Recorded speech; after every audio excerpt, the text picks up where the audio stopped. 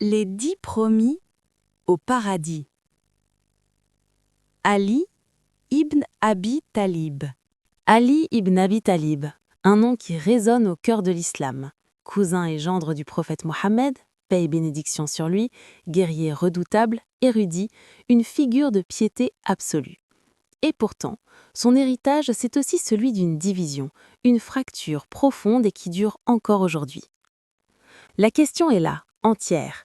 Comment une seule et même personne peut être à la fois un symbole d'unité pour des millions de gens et en même temps la source de la plus grande scission de l'histoire de l'islam? Pour comprendre ce paradoxe, il faut plonger dans son histoire. En fait, tout le nœud du problème, il est là, dans cette question de succession. Était-il le dirigeant légitime choisi par les hommes ou bien avait-il été désigné directement par Dieu? C'est ce désaccord fondamental qui va absolument tout changer. Et voilà le schisme noir sur blanc. D'un côté, pour les musulmans sunnites, Ali est le 4e et dernier des califes bien guidés. Un leader exceptionnel, certes, mais choisi par la communauté après 3 autres avant lui. De l'autre côté, pour les musulmans chiites, il est le tout premier imam, le seul et unique successeur spirituel désigné par le prophète Mohammed, paix et bénédiction sur lui, ce qui, à leurs yeux, rend les 3 califats précédents illégitimes. C'est vraiment de cette divergence que tout le reste découle. Mais avant d'en arriver à cette fracture, pour vraiment saisir qui est Ali, il faut revenir en arrière, à ses débuts et surtout à sa relation tout à fait unique avec le prophète Mohammed, paix et bénédiction sur lui. Ali n'était pas juste un parent, il a littéralement été élevé par le prophète. Quand son père, Abu Talib, a traversé une période difficile financièrement, c'est le prophète qui a pris le jeune Ali sous son aile. Il a grandi sous son toit, au quotidien, s'imprégnant de ses enseignements et de sa personnalité d'une manière bien plus intime que n'importe qui d'autre. Sa jeunesse, c'est une succession d'actes de dévotion totale. Il est l'un des tout premiers à croire au message de l'islam alors qu'il n'est encore qu'un enfant.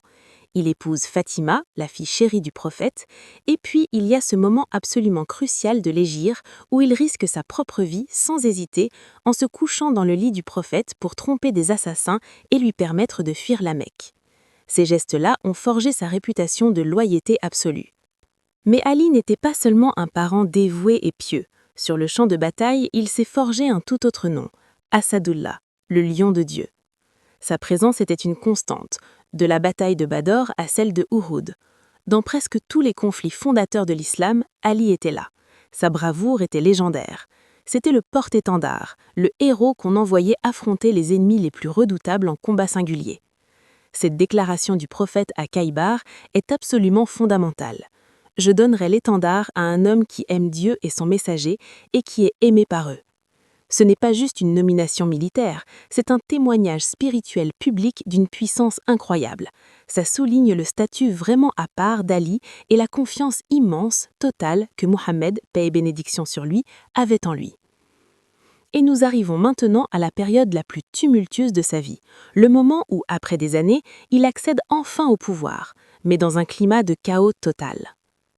Ali ne devient pas calife dans la paix et la sérénité, loin de là.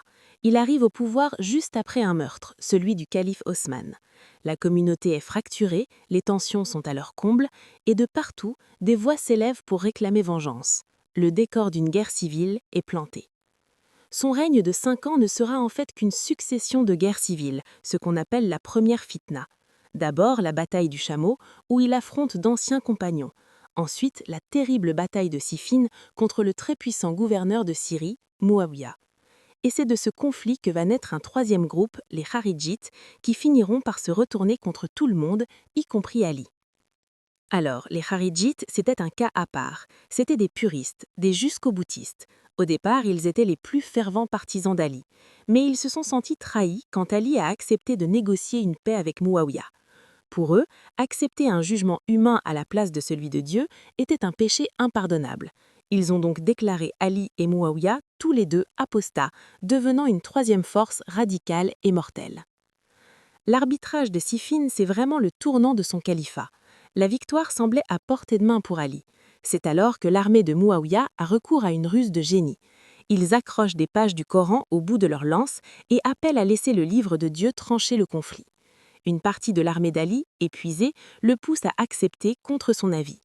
Cet acte va non seulement stopper son élan militaire, mais surtout il va provoquer la fameuse scission des Haridjites et affaiblir sa position de façon fatale. La fin de la vie d'Ali sera aussi tragique que son règne, mais c'est cette fin qui va paradoxalement cimenter son héritage, complexe et durable pour des siècles à venir. Et l'ironie tragique dans tout ça, c'est que ce ne sont pas ni ses rivaux de la bataille du chameau, ni ceux de Siffin qui l'ont tué. C'est un membre de ce groupe dissident, les Haridjites, ceux-là même qu'il avait autrefois autant soutenu. Il est assassiné dans une mosquée pendant la prière, un acte qui a provoqué une onde de choc dans tout le monde musulman. Ces derniers mots, « j'ai gagné par le Seigneur de la Kaaba », Fusetu ou Arabi al-Kaaba, sont incroyables quand on y pense. Ce ne sont pas les mots d'un homme vaincu, d'un leader politique qui a échoué, non. Ils sont interprétés comme les mots d'un martyr qui considère que sa lutte sur terre est terminée et que sa victoire spirituelle, elle est enfin acquise. Et que reste-t-il d'Ali ? Un héritage immense et paradoxal pour tous les musulmans sans exception. Il est un modèle de courage, une source de sagesse, un exemple de justice. Mais il reste aussi, inévitablement, la figure centrale de cette division qui perdure. C'est un personnage revendiqué par tous, mais compris de manière si fondamentalement différente. Et nous voilà revenus à notre question de départ.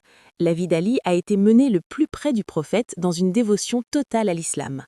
Pourtant, son histoire est devenue un point de rupture. Alors, était-ce un résultat inévitable lié aux circonstances politiques de l'époque, ou bien avait-il quelque chose dans sa position unique qui rendait la division presque certaine ? C'est une question qui, aujourd'hui encore, continue de façonner l'histoire.